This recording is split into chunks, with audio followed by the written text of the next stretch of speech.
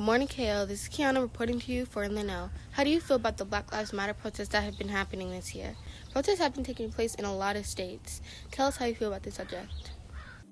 Black Lives Matter is the current civil rights movement, which before that, the abolitionist movement. It's just a continuation of the need and the desire for Black people in this country to be not only seen as equals, but treated equitably to everyone else in the society, but specifically the white majority.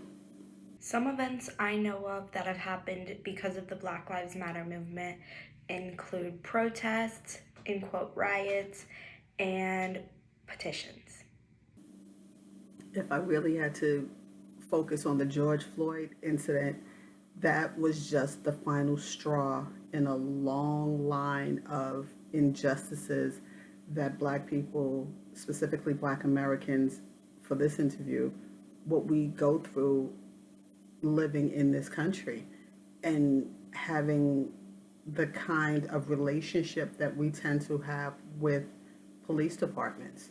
I think the reason for protests is because the protesters were silent at first and they were working on petitions and they were trying their best to be heard without having to make a lot of noise. So when they weren't getting the recognition they deserved, they decided to go out and protest.